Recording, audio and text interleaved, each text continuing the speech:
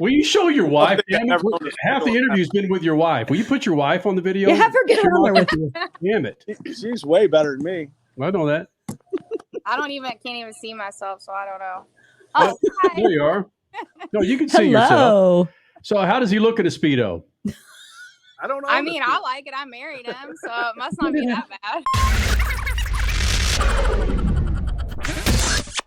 Tony Schumacher joining us here in the Freak Nation, and looking at Tony hanging out on a freaking lake. Go ahead and get it over with, brother. Where the hell are you right now? Well, we're out in Wisconsin. We're going to visit Skag Power Equipment tomorrow. We're going to do a tour, a picnic, and we're down on Big Cedar Lake. Going to take a pontoon boat across there, have a nice dinner, and get ready for this thing. But it's just having a great time, man. It's nice because I left Austin, and Austin has been 105 degrees. Even Seattle was uncommonly brutally hot. Mm-hmm. You know, it was an awesome win, but getting through the conditions, man, it was kind of abusive. 140-degree racetrack with all that air that, you know, a place like Seattle produces. It was a tough race. Hey, Tony Schumacher finally got himself a win with this new car and now new team. You taking a pontoon boat across the ocean? That's like me hopping on the back of a sloth and running a quarter mile, bro. It's going to take you freaking weeks to get across the ocean, given the fact that you go ocean or lake? Lake going 320 miles an hour, Broham. Yeah, it's going to take a little time, but I'm not an impatient man when it comes to my off days. So I'm good. When you drive 330 miles an hour day in and day out for a job, it's just fine to get on a pontoon boat, toss a line in the water. Got to breathe, man, because we have been 3 races straight, you know, and I think people forget that. That is you go to Denver, right? You're up at thousands and thousands of feet in the air. Then you go down to sea level in Sonoma, and then Seattle is kind of it's a brutal 3 weeks. And then we're here this week at Skag Nation, and then we're going to go off. We have run Topeka, and we run Brainerd, Minnesota. So 6 weeks on the road, but it's what we do. You know, you got to get used to it. But when we're out here and we're doing a picnic with Skag, one of our major sponsors, it's great to be able to chill out, enjoy some lake time, and really, this is awesome. I mean, we just flew in, got here 15 minutes ago. Crasher, I know you want to jump in here, but I'm curious. You had a big fat cigar. Does Skag not want you smoking cigars on camera? Bro, that's how Statman and I met, by, you know, exchanging slop on a freaking Cohiba. Absolutely. Understand. You know, I can't talk with it in my mouth. My dad's getting better at talking with it in his mouth because he's always there. But, you know, we're doing a respect thing. Little kids watching. You know how it is. Kids watching. If kids are watching our show, we're in trouble. Yeah. Tony Schumacher, multi-time Top Fuel champion, joining us here in the Speed Freaks pits. And I want to elaborate a little bit more on what you said about that Western swing, because I think there's a select group of fans that understand the difficulties of that, but there's a wider group of fans, just racing fans in general, who don't. So how do you keep your mental side strong come Seattle when you didn't win Denver, you didn't win Sonoma, and you're on this third dragging week of the Western swing? How did you keep yourself up and ready for what actually happened to you, a big win? Well, I mean, that's a really good question. You have to be positive at each race you go to. And we knew that there was a light at the end of the tunnel. It was, you know, my crew chief, Todd Okahara, was actually sick, and he was back in Indianapolis. And Phil Schuler, who used to be my assistant crew chief, he came back to help out, work with Mark Denner. And those two sat in a room and you know, sat up in that race car trailer. And with Todd back in the shop on the computer using the mouse, they worked out a tune-up, went out. And the car ran good. We actually qualified third, which was our highest qualifying position of the year. We're used to qualifying number 1, 2, 3, 4 all year long. This is not common to me, and I knew that we had some things we had to work through, but we've had some little problems, and we got rid of those problems. The car started to perform, but I still knew. I got up Sunday morning, and I still knew that looking at that ladder, this is a big battle. I mean, these are really good teams, excellent drivers all along the way to get there. But for whatever reason, I had a feeling. I told the guys at the beginning, I said, this is our day. We all said that. I mean, my wife, Summer, said the same thing. We sat there and we looked at the car. She had, what was that stuff we put around Palo it? Santo. Palo Santo. She went around there. I said, it. you can't sage it. You can't sage this thing. You scare me because that gets rid of the evil stuff. I said, I don't want my life sucked away from me. I just want to bring some positive in, you know. I said, could you imagine that? They start taking all the demons away. You end up just an empty shell sitting there. I said, I can't do that. Give me a break. I just need to go out and bring some positive in. And before every run, she had my helmet smelled like it, and we just went out and we were running. I think Phil said it best, because sometimes you get that stress ball on you and you can't figure out what to do. And all of a sudden someone comes up and goes, dude, are you having fun? And I went, yeah, you still get to drive a race car. This is crazy. We're in Seattle. It's a beautiful place. Let's have a good time. And let's just race like we know how to do it. You go out and you win those first races. And I got to tell you, there's kids on my team, so many of them that 20 years old, never held a trophy, never held a Wally in their life. Some of them, this is the first time they ever saw round wins. It was insane for them. So once a kid learns that, these are in training. Once they learn that, they figured out how to get to that final round, win that thing over a car like Brittany Force's car. I mean, Max Savage and David Grubnick have that car running so well. You go out and you beat them. People go, oh, she smoked the tires. She beat herself. Yeah. Who pushed her to do that? You end up doing that. There's some people don't just go out and randomly smoke the tires. You got to force them into where they have to go fast. And that's just the way it is. You look at second round. You look at, second round. I'm running Langdon, and he has a 130 something light. That is one of the best levers on the planet. You force them to do that by also being good enough where they got to push it, and they push it and they double step it. We both did. He pushed me, I pushed him, and we ended up. There has to be a winner, and I think that's the people who really won on that one was with the fans. Man, they got to see an absolutely epic race. That thing, and then third round, right? Justin Ashley. That kid's going to strap you with a 55. Problem is, the track's a quarter mile long, or 1,000 foot. It's a long way to get down, and you have to be able to navigate the whole racetrack, not just the start line. Drama at 200 miles per hour. It's not a reality show. It's real life, real fast. IndyCar, only at WWT Raceway, the Bommarito Automotive Group 500, Saturday, August 20th. So what I'm hearing you say, Tony, is that mechanical whatever for the first part of the season, that's arguably done now. But what's your real weapon is the Tony Schumacher mental game on the line in the staging lanes is back and better than ever. And look out, people. Well, my mental game usually is pretty good, but my team's mental game is much better. They're new and they were nervous and scared. And, this was all brand new to them. None of them had ever worked with each other. None of them had worked with me. I had never worked with Todd Okahara before. So all of it starts to come together. We made a few parts changes, and the car goes down the racetrack, and then you smile, and you go, you know what? We knew it. We knew it was something like that. And our situation, you've heard me say this, we don't have a problem. A problem is, when you have something like me, but you got your high school friends working on it. I don't have a problem. I got geniuses building my car. I have a situation. And the situation is Brittany's still running a tenth better than everybody. She's still running 20 miles an hour faster than us. We will figure it out, and we will catch her. But she has been outstanding for a couple of years. And our real serious issue is that she's figured out how to hit the gas on time. And now that she's done that, that is a championship contending car. Wow. That's a long answer, Tony Schumacher. You do things at less than 4 seconds at 300 miles an hour. That was a little longer than that, but well, I have a lot of time to talk. I work for 6 minutes a year, for the love of God. Yeah, right, exactly. That's what I was getting ready to say. You only work 6 minutes a year, so what's another minute or so here and there? Tony Schumacher, the winner of the Western Swing in Seattle. It's great to have you, dude. You mentioned the young kids on your team. Do they know you're a Hall of Famer? Yeah, they're great people. They all enjoy being there. I'm really enjoying, the adversity part has been my thing for a long time. I've been there before, struggled before, won championships, coming back from things, but I really like building these kids up, man. And they're having an outstanding time. Elric left to go to Syria the day.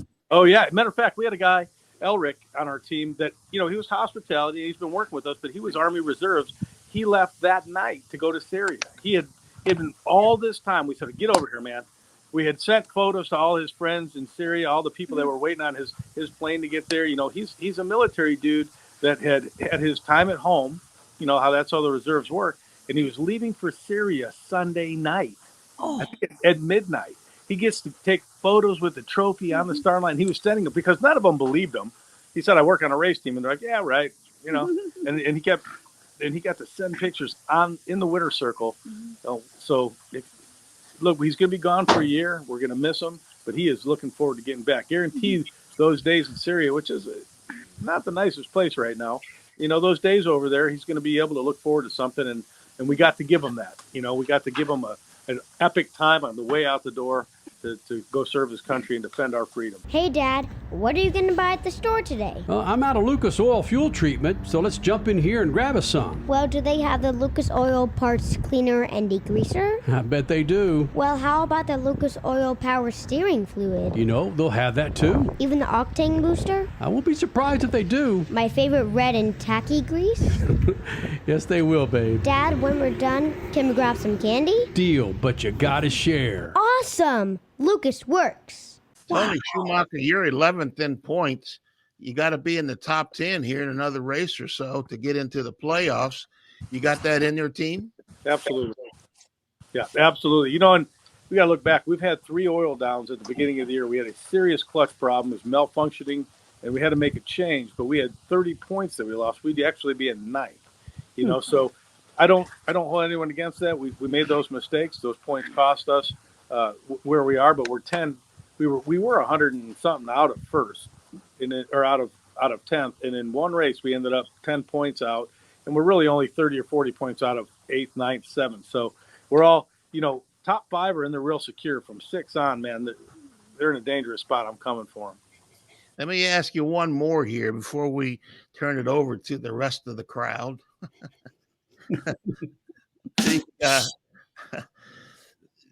You know how to win championships, and are you holding a seminar to teach everybody else how to do this and to get to a point where you could just drive the car, or are you still a teacher while you're driving the car at this point in your team's maturation? I think you just let them believe it. We've had many team meetings, and you talk about it. You say, look, I have been here before. You guys are doing a great job. We have to learn. We got to knock down some of the mistakes, which I've made, you've made. It doesn't matter. But forget about all that stuff. Let's look at the next race. Let's look at where we are. And Robert Height went from winning a championship from the number 10 spot. So it can be done. It has been done, and I plan on doing it again. Our problem is not that. Our problem is that we're still slower than some of the other cars.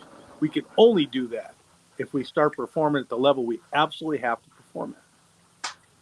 Tony Schumacher, 8-time NHRA Top Fuel champion, joining us here on the Freak Nation. And Tony, how long do you think we've known each other? 25 years. That's true. You and I have probably known each other before we started Speed Freaks.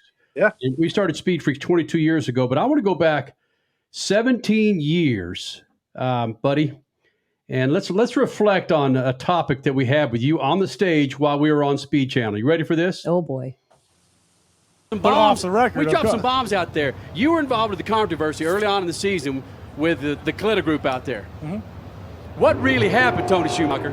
What really happened? I was asked about what I thought about Doug Coletta, and did I think Rubnik red lit? And what I said, and I was clear about it, man, and we talked about it too. I said if I won a race where 2 people red light, I would put that trophy in a closet, man, because winning a world championship with one car, that rules the world. You get out and there is no controversy, there's no question about it. You're proud of it. Every single race you won, you did it by yourself. Why did that piss people off, Schumacher? Why did that piss the Clitta camp off and their fans? Well, okay, we're talking about should Earnhardt and Gordon, should they be in the points chase? You know what? If you want to be in the points chase, lead the points. Thank you. That's it. That's as simple. Don't get free points. Don't get a mulligan, man. There ain't no mulligans here. No free passes on the race. I've screwed up twice. The first race of this year, man, I went there, double clutched it, that thing wheel stood, smoked the tires.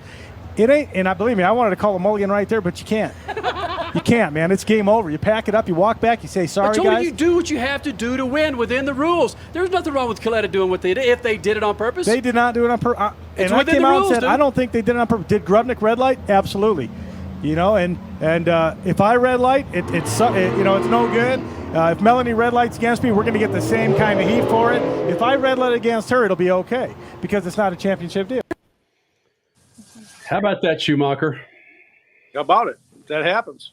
Yep. And we'll still see it happen. What I can say now is we're only a one-car team, so I can't do it.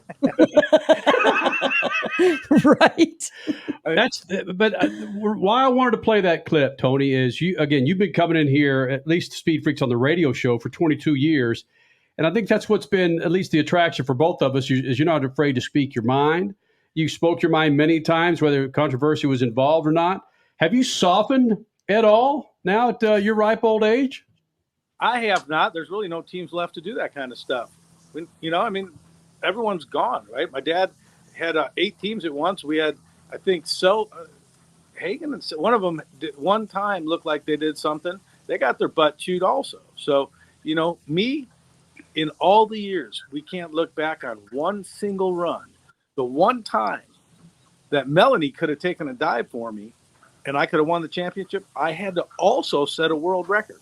Oh, that's right. So for whatever reason, it's been a gift of a career where there is no way to look back on any single run and say, they lost, you won. Because they threw it, you won. And that is a blessing, man. I never have to ever feel at any point that someone took a dive for me to give me a win. I think that's unfortunate. We talk about the different people that we've seen do that, and it's a letdown, man. I mean, who's really paying the money? The fans are paying the money to come out and see a good, honest race, and they want to call the champ because they earned it. So anyone in any sport that does that, lays down for a particular run, makes it look obvious, and we've seen it happen a few times. It's a little sad for the sport. I understand there's a big paycheck involved. I get that someone would do that. 5 years down the road, you forget that it happened and you're just the champ. But, here, I lost a championship with a 57 light running low ET of the weekend against Bernstein. Bernstein in the final round in Pomona. It cost me a championship. Antron won the championship because of that, right? And actually, he won because he had won several races that year and had a dominant car. He just had a bad Pomona. Had I won that round, it would have ruined Coletta. I ruined Coletta. It would have. I'm sorry about that. That's in the back of my mind. We get it. But it would have done the same thing that it did to Hot Rod, to Coletta, and to Antron. And the truth is, I got whipped. I'd love to have that back and be able to go out and do it, but people are going to take chances like that. So I don't know. I'd like to see that. I don't want to call myself a 9-time champ when in truth I got beat. So I want it to be right. I want, and maybe it's easy with 8 championships like that to be able to say, oh, I could give one up, but not really.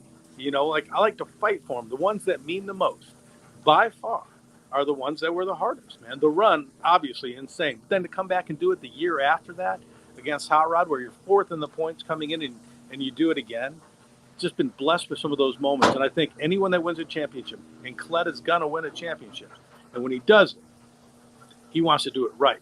Here, people said, oh, you should have got points taken away for not shutting off Saturday night. I go, okay, in Pomona during the run. I said, you mean to tell me you think I should get 10 points taken away, and you're fans, so you're deciding for me. So you want me to lose 10 points, then Coletta becomes the world champ. I set the world record, won the race, and you think Doug wants to put that trophy on his shelf? You think Doug wants to say, I won the championship because Tony set the world record, won the race, did a miraculous pass with the greatest team in the history of the sport ever existed, but they lost 10 points because of an oil. So I got the championship. Of course not. Who wants that championship? And Doug Coletta doesn't need the money.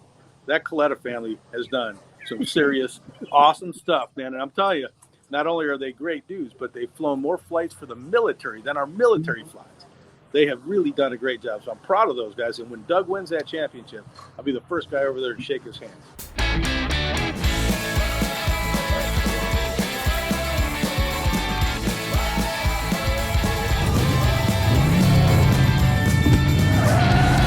For whatever you do, General Tire delivers.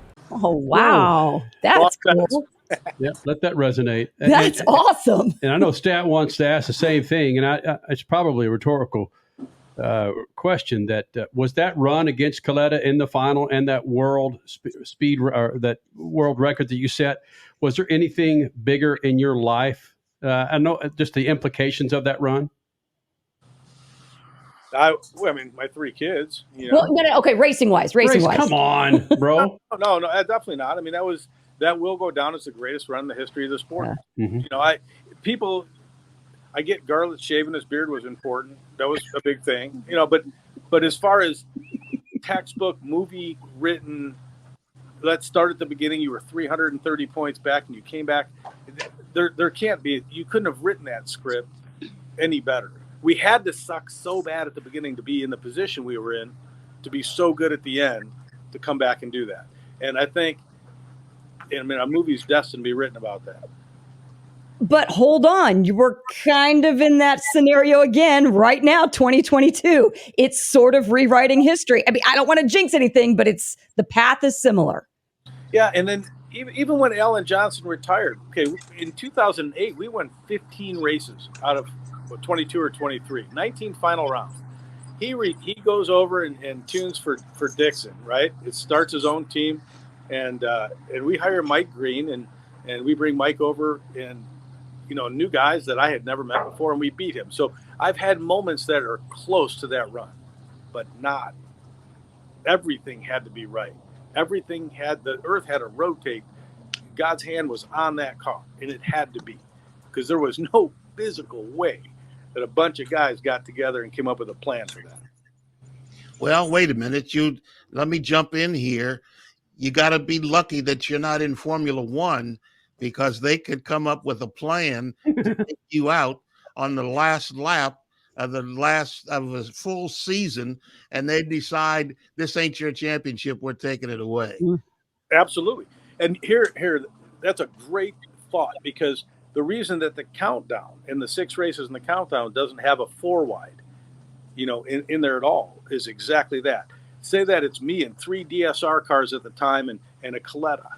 And Coletta's leading there. We could go up there and do all kinds of things to throw him off, to make him exactly the purpose. NASCAR does the same thing. They have that opportunity. I don't drive Formula One for a lot of reasons. One, all the turns would bother the hell out of me. I struggle with them. This year I've been struggling with the straightaways, but the turns are really hard on me. Two, I don't even have a bank in that under my name that could take the amount of payroll they get. I would have to beg them to put the deposits in that big. They're not used to seeing that kind of money going in my account. So there's the other problem. And I don't know, there's got to be a third problem. You're too tall. I'm too tall. Too tall. My wife says I'm too tall, I'm too heavy, and I won't drive without a canopy. How about that? I've always said it. So until they know those halos they got are cool. Parts can still get in there. They got to come up with a way to do that. And there's no way to enclose something like that narrow that you can still see out of. And be comfortable. Yeah, no. Comfortable. That's like you're getting hit. You need air conditioning in there because you're getting hit by the sun going through that like a magnifying glass. Are you going to be skiing on that lake behind you later? You know what? If there's a if there's a slalom out there, I might take a whip at it tomorrow. We'll see. I was told to ask you, are you still skiing in a Speedo? Yeah, we're a Speedo. Yeah. That's cool. Just got to put the O there. It'll be 17,000 women on the lake tomorrow. Your head just went pop. Will you show your wife? Half the interview's been with your wife. Will you put your wife on the video? You have her get on there with you. Damn it. She's way better than me. I know that. I can't even see myself, so I don't know. Oh, hi. There you are. No, you can see yourself. So how does he look at a Speedo? I don't know. I like it. I married him, so it must not be that bad. Oh my God, where are we going? Not Crash. I thought that might be you asking that question, but it wasn't. No, seriously. Just keep blessing his car. The timing is right now. I try my best. He needs lots of blessings some days. Has the NHRA testing for any illegal substance since you've been blessing the car? They can test me any day. I'm the one driver they can test any day of the week. What are you talking about? Tequila the week before. Yeah, tequila is all he's on. Yeah, I know that. You've always known that. I think I missed a few of your shows because of that stuff. Oh, there were a few Golden Colorado downtown parties that you may have missed because of that, my friend. I hear you. What's that damn Dusty Rose or whatever the heck that place is called? Sticky Rose, right? I neither confirm nor deny. He doesn't remember. He has no recollection of that. Well, sweetheart, it was good to put a face with all those interruptions. Absolutely perfect. All right. Well, brother, as always, good to get you in the Freak Nation. Go out and win yourself another, and we'll get you back in here, bud. Sounds great. Look forward to it.